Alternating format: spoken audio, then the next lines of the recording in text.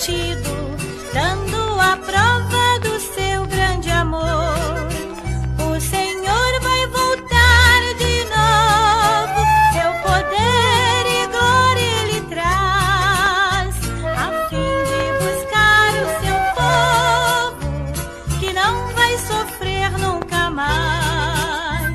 A fim de buscar o seu povo, que não vai sofrer nunca mais.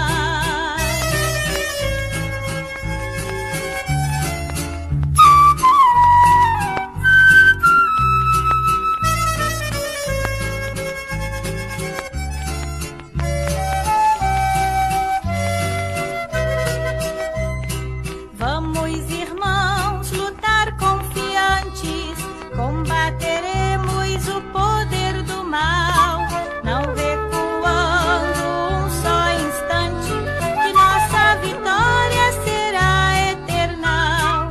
Ao terminar de cantar este hino, deixo um convite a todo pecador. Jesus te chama para o seu ensino, aceite o convite do bom Salvador. O Senhor vai voltar de novo, seu poder e glória Ele traz, a fim de buscar o seu povo, que não vai sofrer nunca mais. A fim de buscar o seu povo, que não vai sofrer nunca mais.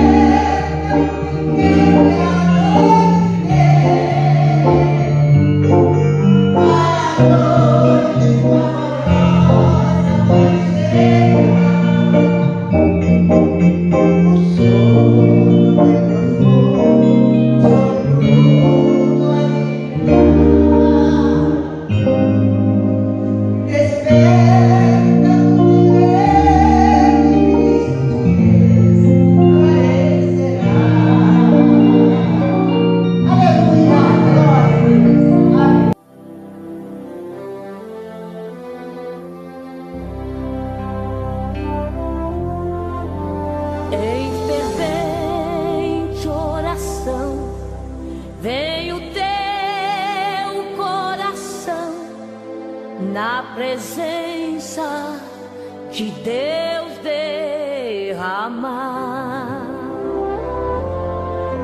mas só podes fluir o que estás a pedir quando tudo deixares no altar. Quando tudo perante o Senhor estiver e tanto teu ser Ele controlar,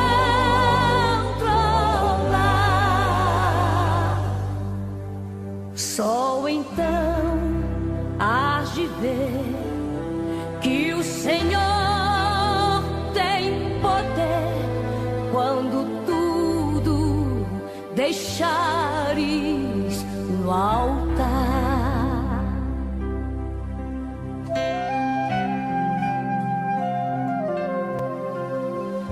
Boa noite, na paz do Senhor Jesus. Aqui estamos para o nosso culto de ensinamento. Estamos com o nosso estudo hoje. Vamos falar sobre escatologia, o arrebatamento da igreja e a escatologia do Apocalipse. Amém? Se vocês estão já podendo me assistir, me dê um sinal aí e que já está dando para participar, para que nós iniciemos. Amém, queridos? Eu estou aguardando aí do sinal de vocês. Amém? Então, enquanto espero, eu estou também aqui organizando. Já apareceu aí um sinalzinho, mas me dê o sinal da presença de vocês aí para nós estarmos já orando, para buscarmos a presença do Senhor, não é? Que é poderoso para nos abençoar e nos ajudar nessa ministração. Amém, queridos? Está aí já o nosso irmão. Daqui não deu para eu discernir, não é? Mas seja bem-vindo em nome de Jesus. Nós já vamos estar orando para iniciar. Depois nós vamos estar louvando o Senhor com um de nossos cânticos. Amém? Aquele louvor que nós abrimos o nosso trabalho sempre. Eusírio Osias, Saliene Arcanjo, parabéns pelo clamor das 18 horas. Minha irmã, não está fácil, né? Mas louvado seja o Senhor. Nós vamos orar pedindo as bênçãos do Senhor para todos os pedidos que... Amém. Obrigado, minha irmã. Contamos com as suas orações. Amém. Vamos então estar agora clamando ao Senhor pelos pedidos de oração que nós temos. Está aí Raquel Nogueira, bem-vinda. Deus abençoe. Todos vocês que já estão comigo.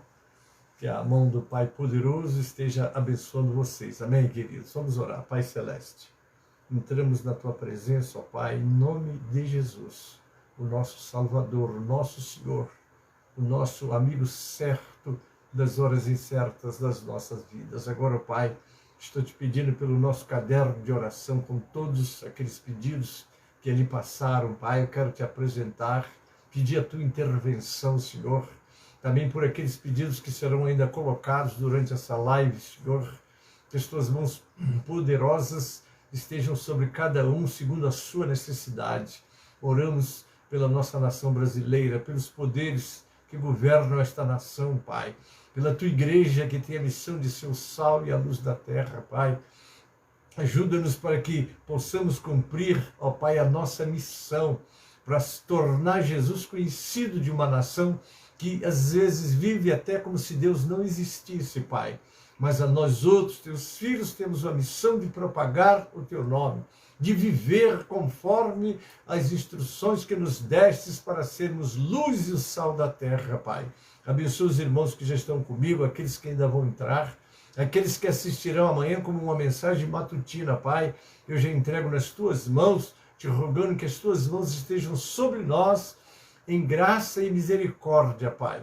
Agora também me capacita para o estudo que vou estar apresentando, Senhor, e que seja as Tuas mãos para nos guiar e nos ajudar nessa caminhada de fé, Pai. Assim eu oro entregando em Tuas mãos, Pai, em nome de Jesus e para a glória do Senhor Jesus. Amém e amém. Amados, a Zileia Marques, a paz do Senhor, um abraço no pastor Afonso, também no pastor Ezequiel, família toda aí, Deus abençoe. Amados, abra o seu louvor aí no 304 da nossa harpa e vamos adorar o Senhor com este louvor. 304 da harpa cristã. Amém? Vamos adorar o nosso Deus com este louvor. 304 da nossa harpa. Amém? É a face adorada de Jesus verei. Glória a Deus. 304. Amém? Amém, minha irmã. Deus abençoe mais tarde. Desprezando toda dor, eu vou a cantar, e o Calvário ao pecador sempre apontar.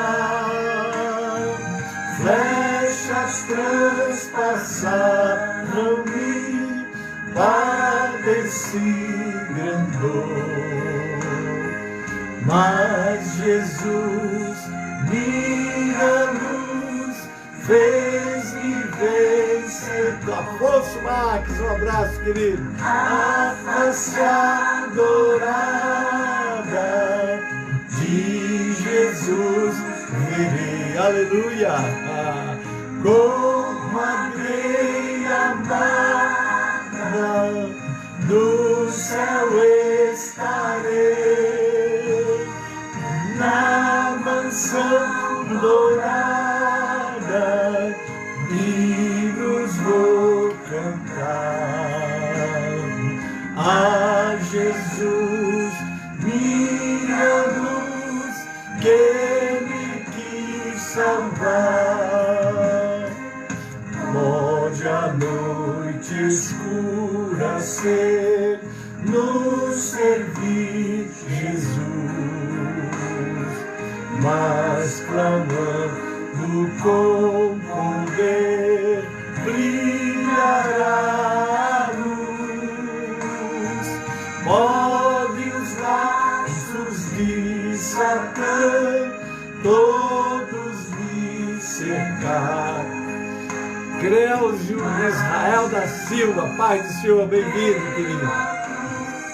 Fez-me triunfar, a face adorada de Jesus verei, com a greia amada, no céu estarei, na mansão dourada, hinos vou cantar. A Jesus, minha luz, que me quis salvar. Quando estou a contemplar a montanha além, onde a luta governar, está Jesus também. Quem estende a sua mão sobre nós dali, sei assim que por mim Cristo vela aqui, a face adorada. Zilda Santos, bem-vinda, paz do Senhor Jesus. Com a greia amada, no céu estarei, na mansão dourada, hinos vou cantar. A Jesus, minha luz, que me quis salvar. nas ondas estou sem luz, quase a perecer.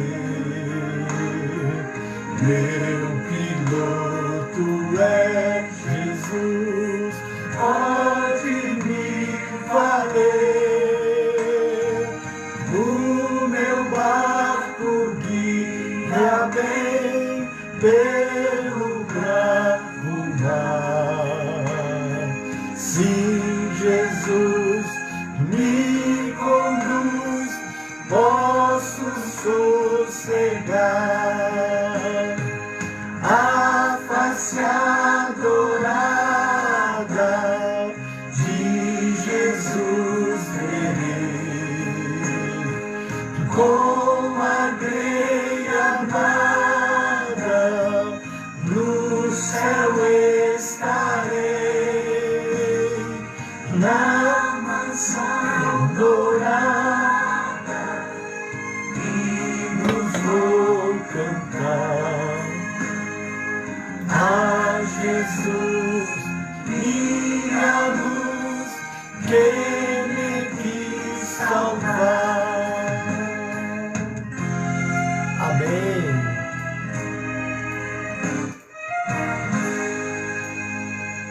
Amém, amados. Nós agora já vamos estar entrando no nosso trabalho de hoje, não é?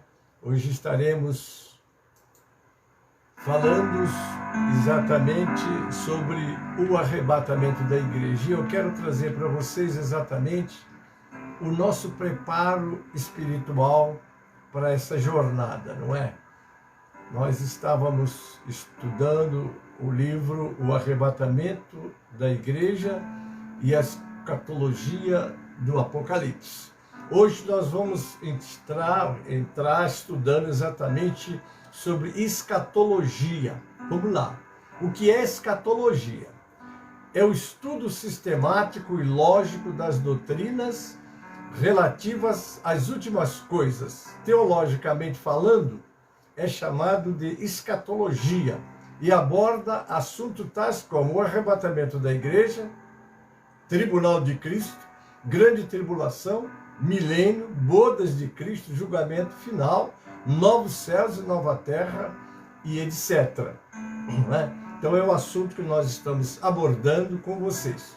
Bom, vamos lá. O arrebatamento da igreja é o acontecimento anelado e desejado por todos os cristãos de todas as épocas. Um exemplo disso era o próprio apóstolo Paulo, em sua carta aos Tessalonicenses, lá no capítulo 4, versículo 15, ele registra: ora, ainda vos declaramos por palavras do Senhor, isto é, nós, os vivos, os que ficarmos até a vinda do Senhor, de modo algum precederemos os que dormem, não é? Então, obviamente que no arrebatamento da igreja, não é, vai haver a primeira fase da primeira ressurreição. Vocês me acompanhando, eu vou esclarecer por que eu falo primeira fase. Porque a primeira fase da primeira ressurreição é a da igreja. A segunda fase da primeira ressurreição é aquela ressurreição pós a tribulação. Já então os que passaram pela tribulação também vão ter ainda participado da segunda fase da primeira ressurreição. Mas isso nós vamos desenvolver com vocês durante o estudo, amém? Mas hoje eu quero trazer para vocês um pouco do quadro do mundo que nós estamos vivendo. Que olhando as situações e tudo que está acontecendo no mundo, né? Eu quero trazer para vocês um comentário de Alexander, que fez o seguinte comentário: este mundo aproxima-se do seu fim, do fim do seu tempo. Encontramos-nos à beira de um grande colapso histórico, um dilúvio que engolirá e transformará toda a civilização. A sociedade moderna está hipnotizada, ela vive em auto-engano e ilusão e perdeu o sentido do perigo. Presa no materialismo, ela adora os produtos do bem-estar e da diversão. Por isso ela não tem mais condições de perceber o que se aproxima dela cada vez mais rapidamente. Eu extraí isso do Jornal da Chamada da Meia-Noite. Outro trecho que eu extraí e quero compartilhar com vocês: o mundo é atualmente atingido de maneira crescente por violência, terror, guerras, rumores de guerras, epidemias, fomes, terremotos, tempestades, inundações de proporções nunca vistas. E por catástrofe de todos os tipos, milhões de pessoas estão em fuga. Tanto a economia mundial como também as moedas estão se desmoronando. A própria Terra, que já tem muitos anos nas costas, vai envelhecendo como um vestido. E acontecerá com ela o mesmo que aconteceu ou que acontece com um rolamento que não funciona mais. Seu eixo já agora não está mais completamente certo. Acontecem fenômenos que são inexplicáveis para a ciência. Mas o profeta Isaías já previu isso há muito tempo. Ele disse há mais de 2.700 anos: a terra cambaleia como um bêbado. Está lá em Isaías 24:20, não é? E por que isso acontece? Deixa eu ler o texto, se você quiser me acompanhar. É Isaías capítulo 24, versículo 20. Ele dá aqui, nessa sua escritura, uma explicação o que e o porquê que isso está acontecendo. É o 24:20, que diz assim: de todo vacilará a terra como ébrio, e será movida e removida como a choça de noite, e a sua transgressão se agravará sobre ela e cairá, e nunca mais se levantará. Mas continuando, o mesmo profeta explica a causa disso. Na verdade, a terra está contaminada por causa dos seus moradores, porque transgridem as leis, violam os estatutos e quebram a aliança eterna. Está lá em Isaías 24:5. Está aí. Essa eu já tirei do Imalgo, não é? É ele que faz essa frase. Jesus, comentando os sinais precursores de sua volta, disse: haverá sinal no sol, na lua, nas estrelas, sobre a terra, angústia entre as nações, em perplexidade por causa do bramido do mar e das ondas. Haverá homens que desmaiarão de terror pela expectativa das coisas que sobrevirão ao mundo, pois os poderes do céu serão abalados. Está lá em Lucas 21, 25 e 26. Daí a necessidade dos líderes estarem direcionando a perspectiva do povo de Deus a essa verdade, para evitar que, valorizando demasiadamente o que é secular, passem a amar o presente século, tornando-se uma presa fácil para o fácil do adversário, não é? Então é preciso que nós, pastores, dirigentes de igreja, estejamos alertando o nosso povo para o momento. É tempo de se buscar a Deus, de viver uma vida mais próxima de Deus. Lá em 1 Coríntios 7, 29 a 31, nós lemos: isto, porém, vos digo, irmãos, que o tempo se abrevia. O que resta é que também os que têm mulheres sejam como se não estivessem.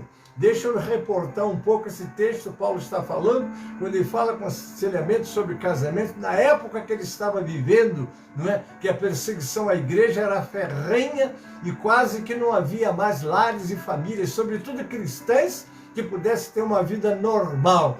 E isso já está acontecendo em muitos países, não é, querido? Mas deixa eu continuar. Ele continua: e os que choram como se não chorassem, e os que folgam como se não folgasse, e os que compram como se não possuísse, e os que usam deste mundo como se dele não abusasse, porque a aparência deste mundo passa. Estamos vivendo no mundo, no dia a dia, né? Nossos filhos vão para a escola, vão para a faculdade, o que eles estão aprendendo, não é? Eu estou vendo a minha terceira geração, a minha bisneta, nós tomamos o cuidado de colocá-la num colégio onde as coisas de Deus são respeitadas, porque nisso tudo nós temos que estar muito alertas, porque o mundo jaz no maligno, e os poderes que governam esse mundo estão a serviço de Satanás e não de Deus. Eles não creem em Deus. Daí a necessidade da igreja estar ativa, vivendo a palavra, pregando a palavra e deixando que o poder de Deus se manifeste. Eu quero passar também, dentro dos meus comentários, uma palavra que escreveu João Calvino, né? Antes quero falar sobre João Evangelista, quando diz: não ameis o mundo, nem as coisas que há no mundo. Se alguém amar o mundo, o amor do Pai não está nele. Porque tudo que há no mundo, a concupiscência da carne, a concupiscência dos olhos e a soberba da vida, não procede do Pai, mas procede do mundo. Ora, o mundo passa, bem como a sua concupiscência. Aquele, porém, que faz a vontade de Deus, permanece eternamente.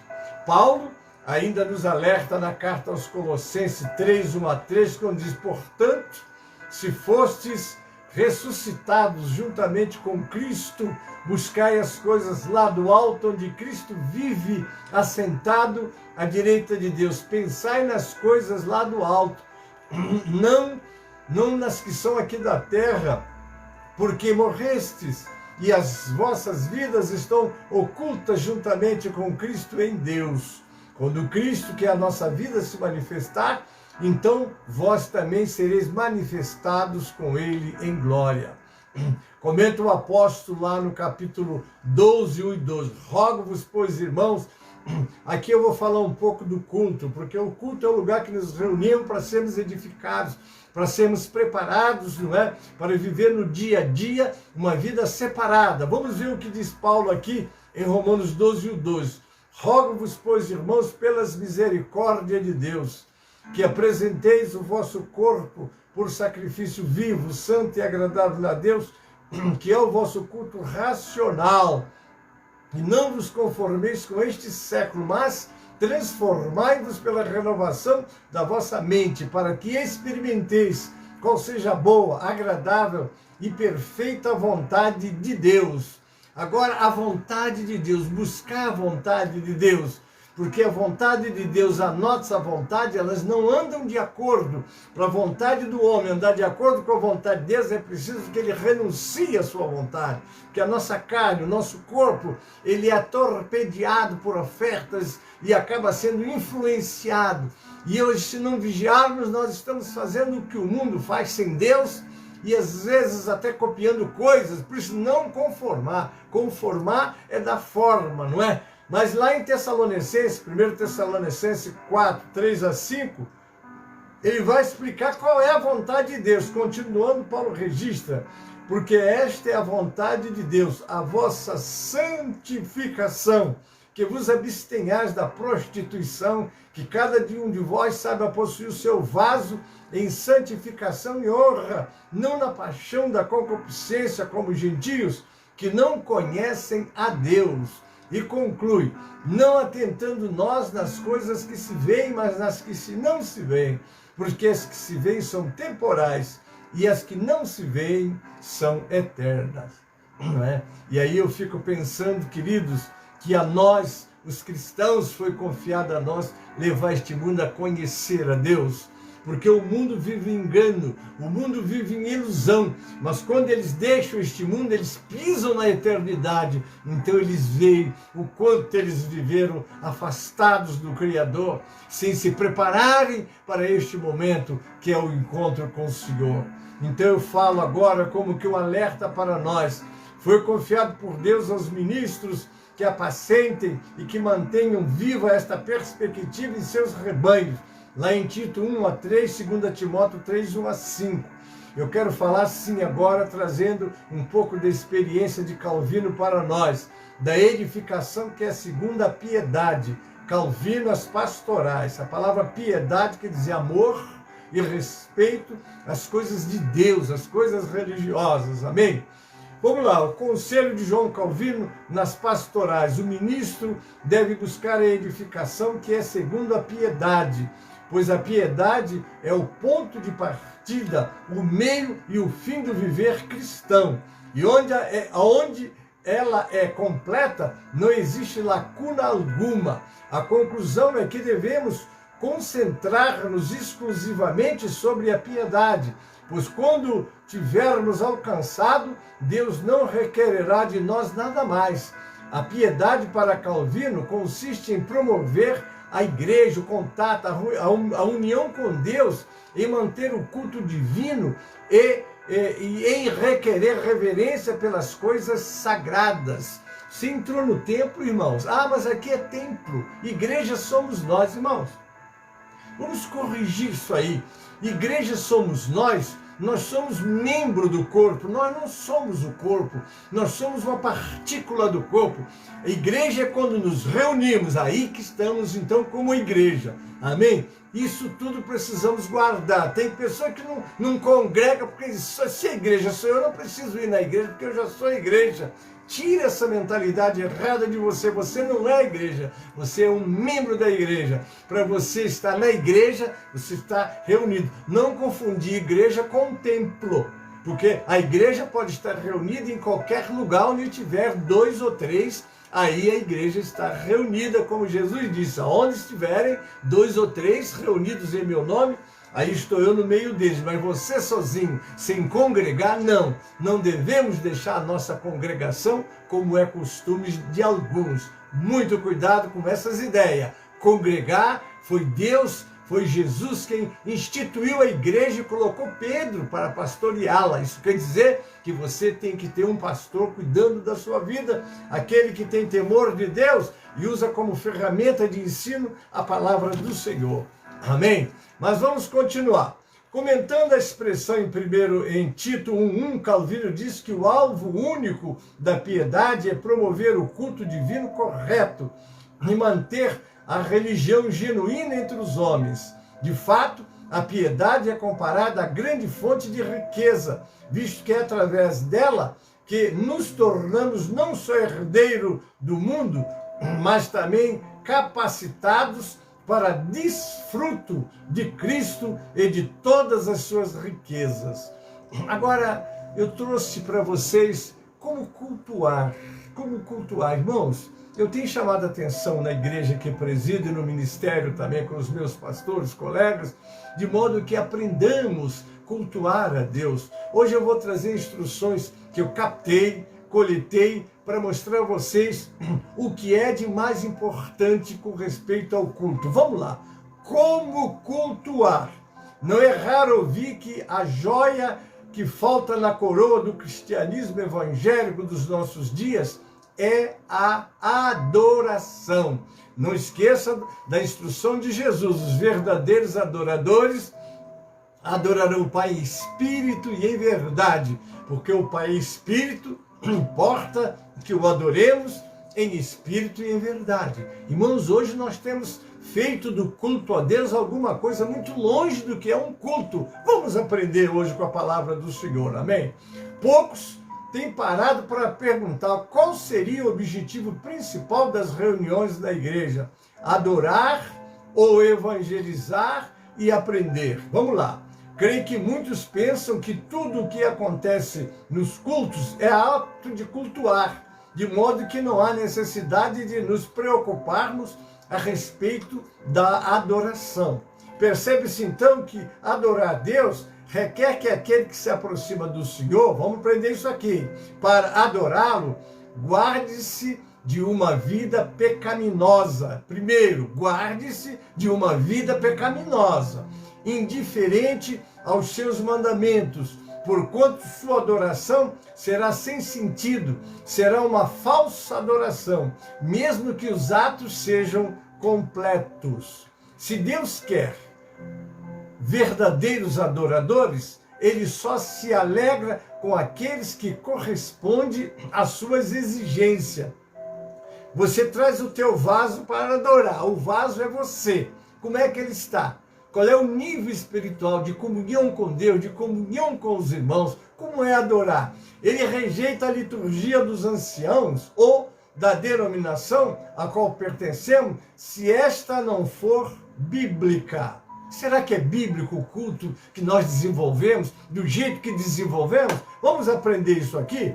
De modo semelhante aos romanos, se o ventre for o nosso Deus, está lá em Filipenses 3,19, o culto que oferecemos será abominação e insulto ao Deus. 3 vezes santo, está lá em Isaías 6,3. Santo, santo, santo é o Senhor. Amém? Além disso, devemos lembrar sempre que o contato real e permanente com Deus não deixa de ter seus reflexos na vida daquele que cultua. Como é que está a sua comunhão com Deus? Ah, pastor, não tenho tempo durante a semana, eu sou um crente durante a semana invisível? Não, você tem que ser crente na igreja, no seu lar, no seu trabalho, no seu médico, né? Ou aonde você estiver, você é um crente, você está ali, é um representante do céu, aonde você estiver. Porque se você não tiver essa vida polida, se você não tiver essa vida voltada para os valores de Deus na sua vida cotidiana, como é que vai ser o seu culto quando chegar na igreja? Para o verdadeiro adorador, a pessoa de Deus é tão preciosa quanto um copo de água fresca, puríssima num dia de calor. O Senhor é a porção da minha herança e do meu cálice, está lá no Salmo 16:5. Adorar implica em peneirar nossos valores. O que tem valor para você? O que toma em primeiro lugar na tua vida? Comunhão com Deus é ou não o nosso alvo? Ele é, os nossos interesses oferecem a maior atração? Vamos lá. Comunhão com Deus é ou não o nosso alvo? Ele ou nossos interesses oferece maior atração? O que toma o primeiro lugar? Mateus 6,33, buscai primeiro, pronto, primeiro é o Senhor, primeiro é o reino dele. Cultuar, portanto, é pôr em ordem bíblica as nossas prioridades, amém? Procuramos conhecer a Deus e vamos conhecendo-o cada vez melhor, de modo a exaltá-lo. Louvarei ao Senhor em todo o tempo, o seu louvor estará sempre nos meus lábios. Gloriar-se-á no Senhor a minha alma, engrandecei ao Senhor comigo e todos a uma lhe exaltemos o nome. Está lá no Salmo 34, 1-3. Vamos lá, agora de um comentário, vou pegar emprestado aqui o comentário do pastor Luciano, que eu achei muito rico aqui em Hebreus 13:15. Por meio de Jesus, pois ofereçamos a Deus, por meio de quê? Dos nossos lábios, né? Ofereçamos a Deus sempre sacrifício de louvor, que é o fruto de nossos lábios que confessam o seu nome. Como é que ele está confessando? Como é que é confessar o Senhor? Aonde você estiver, aqui está um servo de Deus, aqui está um representante do céu. Amém, queridos? Louvado seja o nome do Senhor. Considerações iniciais acerca do culto. Lá em Hebreus 12, 28 e 29, portanto, já que estamos recebendo um reino inabalável, sejamos agradecidos e assim adoremos a Deus de modo aceitável, com reverência e temor, pois o nosso Deus é um fogo consumidor. Como é que você adora? Como é que você entra? Você entende que ali está o Senhor? Que onde tiver dois ou três, ele está ali, você não vê. Mas se você começar a cultuá-lo, a adorá-lo, a reverenciá-lo, você começa a sentir a presença dele. Amém? Notemos o verbo utilizado, adoremos a Deus. Adorar ou servir é o grego é a liturgia. O termo liturgia significa serviço de ser humano ao outro. Romanos 15, 27. E do ser humano a Deus. Lucas 1, 23, Hebreus 8, 2 e 6. Portanto, liturgia, em referência ao culto, é o serviço religioso. Culto é serviço. Culto não é receber. Culto é dar. Aleluia. Ah, Senhor, eu vim aqui receber. Você veio trazer, você veio cultuar, você veio oferecer a Deus. Senhor, aqui estou eu. Não é? Rogo os corpos, sacrifício vivo, santo e agradável a Deus. Você veja que você veio oferecer, você trouxe um louvor, você trouxe uma palavra, você trouxe algo para Deus ali. Olha, eu vim aqui agradecer a Deus.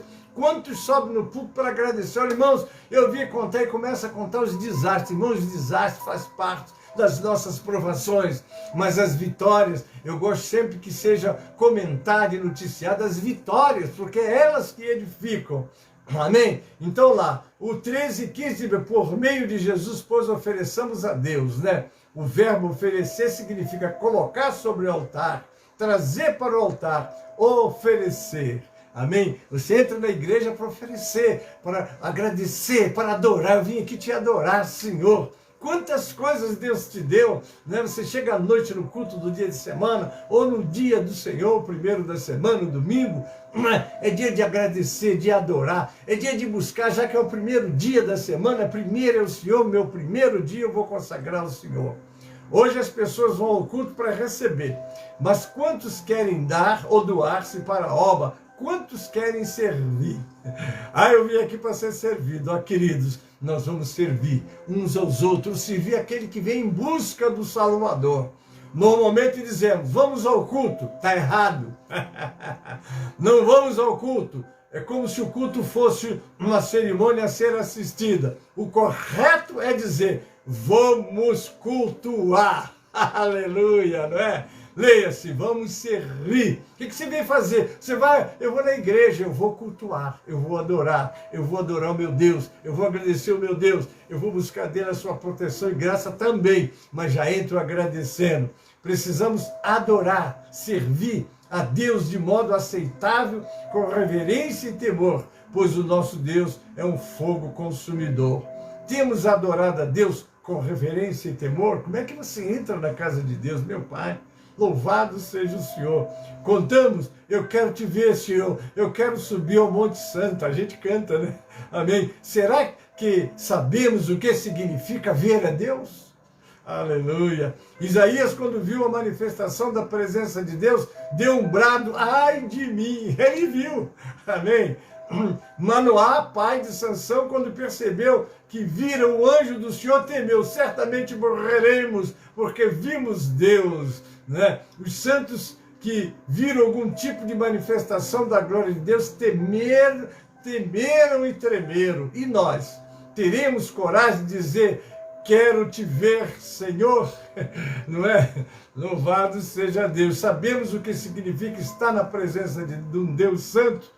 Como nos comportamos quando vamos adorar o Senhor no culto público? Muitos acham que vão a um espetáculo, outros acham que vão para um encontro comunitário, onde poderão rever os amigos. Mas o que fazemos aqui aos domingos? Queridos, desculpe, eu vou falar agora, eu tenho falado para a igreja de São Miguel Paulista, acho que não acontece com os outros templos, mas em São Miguel acontece. Os irmãos entram no templo, ocupam os últimos bancos. Eu digo, gente, ocupe os primeiros bancos. Eu faço uma comparação que não tem o menor sentido, mas é só para chamar a atenção. Se alguém fosse, que graças a Deus não perdemos o nosso tempo nem teatro, nem espetáculo, mas quem vai a um teatro quer os primeiros bancos para ficar perto, né? Eu pergunto, e será que Deus não está ali na frente? Eu quero dizer a você que o Senhor Deus está lá no púlpito. Eu estou dizendo a vocês, o Senhor Deus está lá no púlpito, para exatamente usar aqueles que subirem ali para cantar, para testemunhar, para pregar, porque Ele vai usar esse pequeno aqui. Se o Senhor não descer e não usar, não sai nada. Se agora mesmo Ele não usar, não vai sair nada. Eu dependo dEle, todos nós dependemos. Então procure os primeiros bancos, sente ali, tenha alegria. Porque às vezes as pessoas que chegam para visitar ficam até meio assim procurando um banco lá atrás, que parece que os primeiros bancos estão reservados, eles também não querem ir. Vamos ver o que fazemos, né? Mas o que fazemos aqui aos domingos? Não vamos a uma festa, embora o culto seja uma celebração. Não vamos a uma cerimônia fúnebre, embora no culto devemos chorar por nosso pecado. O Salmo 5,7 diz, mas por causa do teu grande amor, eu posso entrar nos pátios da tua casa e ajoelhar com todo respeito, voltando para o seu santo templo. É o Salmo 5,7 que fala. Tendo posto por base Hebreus 13:15, responderemos a seguinte pergunta: como cultuar a Deus? Cultuamos por meio, aleluia, de Jesus, amém? É por meio de Jesus, de acordo com a Epístola aos Hebreus, Jesus é o nosso sumo sacerdote que entrou no Santo dos Santos. Seu sacrifício realizado fora da cidade de Jerusalém nos santifica e nos leva à presença de Deus. Está lá em Hebreus 13, 11 a 14. Sem o sangue de Jesus, não podemos entrar na presença de Deus. O sangue de Cristo nos purifica de todo o nosso pecado. Cristo purifica nossos lábios para que possamos cantar louvores a Deus. Às vezes, ouço pessoas dizerem, o melhor que posso oferecer a Deus é o meu coração. Será? Amém? Muito bem. Se você entende que coração não é esse músculo que bombeia sangue para o corpo, mas é o teu ser por completo, a sua mente, a sua vontade, o seu sentimento, esse é o coração que a Bíblia fala, né? Porque senão você vai falar, quer que eu vou dar meu coração? É porque daqui procede as saídas da vida. Tudo depende do que nós sentimos, da nossa vontade e da nossa mente também. Dá para o Senhor, né? Amém? O nosso coração, por acaso, é algo bom? A Bíblia diz que o nosso coração é corrompido, necessita de ser purificado pelo sangue de Jesus. Temos que ter a mente de Cristo. Temos que moldar nossa vontade à vontade de Cristo. Temos que fazer com que nossos sentimentos estejam direcionados somente para fazer o que Deus quer. Outro ponto importante destacado no verso 13, precisamos de ir até Jesus dispostos a sofrer como ele sofreu. Amém? Se você quer de fato servir ao Senhor, você tem que saber o que ele disse: no mundo tereis aflições. Eu venci o mundo, não é? Obviamente que nós também venceremos pela fé, como está lá em 1 João 5,4, né? E essa é a vitória que vence o mundo, a nossa fé. Cultuamos a Deus, ofereçamos a Deus. O culto não é para agradar a homens, mas para agradar a Deus. Você vai louvar, adore a Deus. Qual a nossa motivação para adorar? Por que viemos aqui? Por causa das bênçãos de Deus, por causa do próprio Deus? Outra coisa, culto não é espetáculo humano. Às vezes eu percebo que o pregador sobe no púlpito, quer chamar atenção para ele, exibindo os seus conhecimentos literários, dos idiomas e coisas assim. Eu gosto de ver a humildade. Deixa Deus trabalha através da tua humildade, da minha submissão. Ele que é a estrela do espetáculo. Amém? Toda honra, toda glória, todo louvor, todo reconhecimento tem que ser dado ao Senhor. Deus não reparte a sua glória com ninguém. Não use ter aquilo que não é seu. Amém? Não vamos à igreja por causa do pregador ou por causa da música, mas por causa de Deus. Cultuamos sempre, ofereçamos a Deus sempre, precisamos oferecer nosso culto sempre, constantemente, não só quando temos vontade, não só quando temos tempo. Cultuemos sempre, aonde você estiver, sinta, ora, fala com Deus, busca a Deus. Senhor, este aqui é o teu vaso, o que você tem para eu fazer? Eu quero fazer, Senhor. Sacrifício de louvor, que é o fruto dos lábios que confessam o seu nome.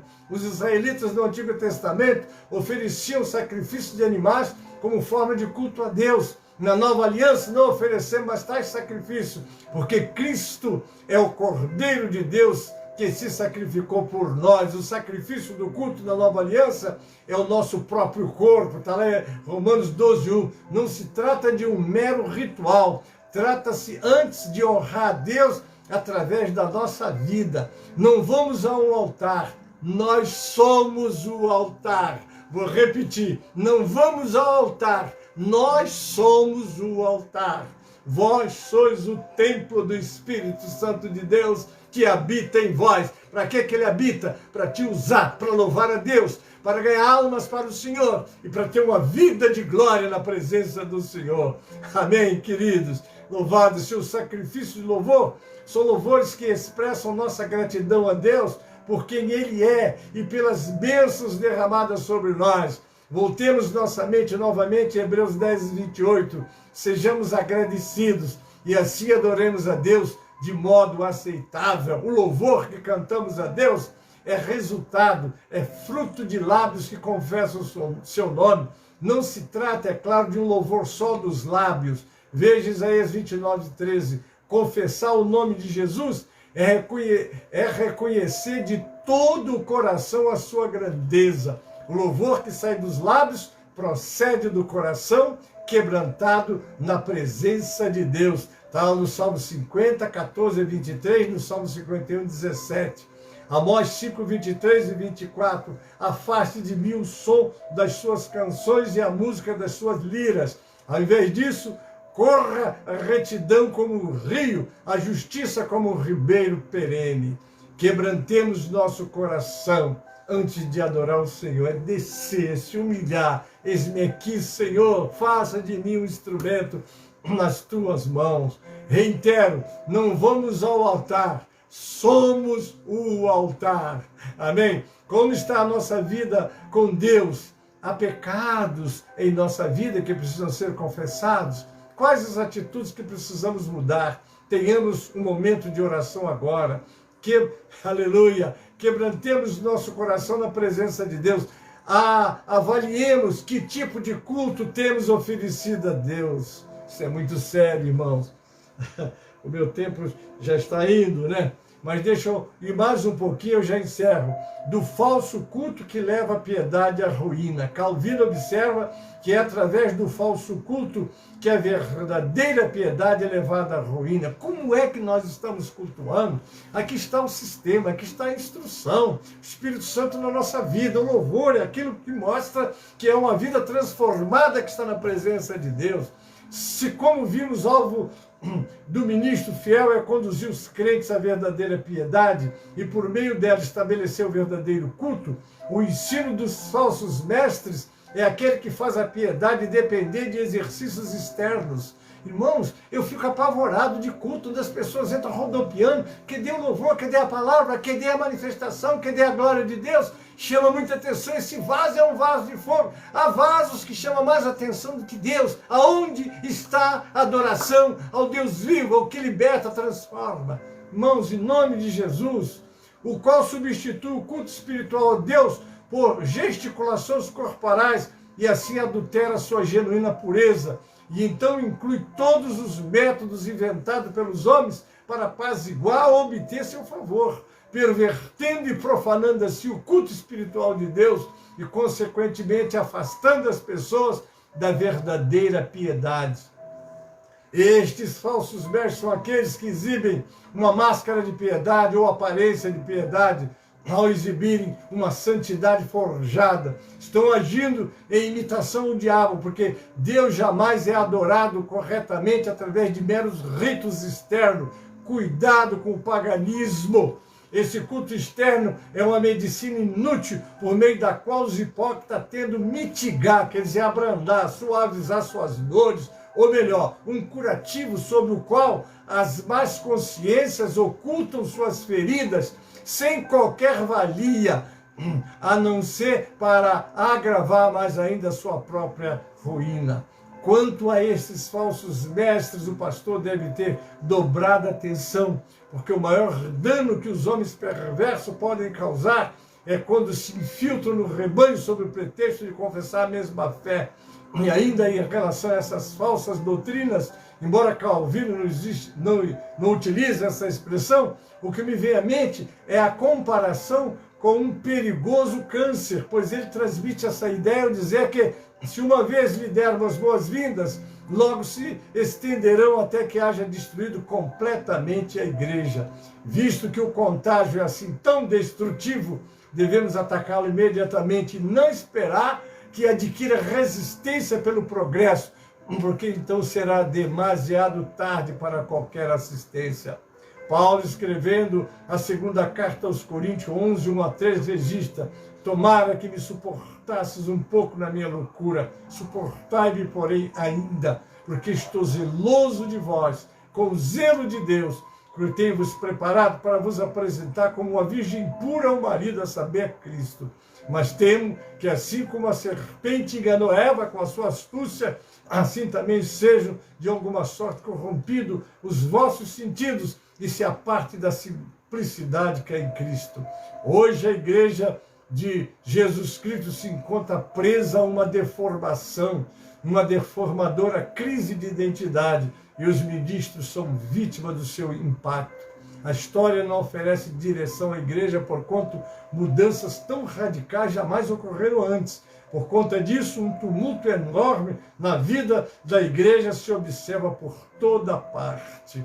O conselho das pastorais de Calvino terão sentido para a igreja hoje? Tem, queridos, tem sim. Vamos pautar nosso culto, sentar, instruir o nosso povo. Amados, cuidado, existem muitos atores que querem se infiltrar, querem chamar atenção para si. A glória de Deus É só o Senhor não divide a sua glória com ninguém, mas há movimentos que infelizmente têm procurado, tomar o lugar do Senhor. Eu encerro essa parte, amém, queridos? E nossa próxima quinta-feira nós vamos já falar sobre o arrebatamento da igreja, amém? Hoje nós entramos com esse estudo e eu falei sobre o culto, porque nós precisamos preparar o nosso povo para o culto, amém? Louvado é o Senhor, porque o Senhor vai levar a igreja, mas que igreja que ele vai levar? Alguém diz que vai subir a igreja, eu digo nem a A, nem a B, nem a C. Quem vão subir são os salvos, lavados, remidos pelo sangue de Jesus e que estão pautando suas vidas aqui dentro desta palavra. Amém, queridos? Eu já vou orar para encerrar, porque o meu horário já se foi, já estou terminando o meu tempo. Quero agradecer a presença de vocês, convidar vocês hoje para a 15 para meia-noite, à meia-noite e 20, ter uma audiência com Deus. E você, com o nosso pastor Elci Santana, você será bem-vindo. Eu vou estar orando, E vou estar com vocês agora só no domingo. Desculpe, hoje no domingo, sim. Hoje é quinta, Às vezes a mente do velho atrapalha um pouco. Domingo na nossa escola bíblica, vamos continuar estudando, amém? Deus abençoe você. E não esqueça que nós temos no sábado, Eu tenho uma palavra para você na minha mensagem matutina que está preparada também, que é preparar o vaso. Por que vaso? Eu estou com uma mensagem aqui e você vai ser muito abençoado com a mensagem matutina também. Amém? Mas nós temos no sábado, como amanhã pela manhã, sexta pela manhã, nós temos o pastor Hélio com a primeira hora, clamor da primeira hora, ao meio-dia, o clamor do meio-dia às 18 horas, o clamor das 18 horas com as nossas irmãs que fazem um belo trabalho, E às 16 horas nós temos também a mesa redonda no sábado, querido? Não vamos esquecer que temos sido muito abençoados. Então eu estou encerrando. Deus os abençoe. Excelente fim de semana. Amém? Domingo, às 9 horas da manhã, nós estamos com a nossa escola. O pastor Gênesis estará com vocês. Amém? Que Deus abençoe todos. Fiquem na paz. Um abraço do pastor Gênesis. Desculpe se não falei algum dos nomes que passaram. Nosso pastor estava aqui entregando a palavra. Mas Deus abençoe a todos em nome de Jesus.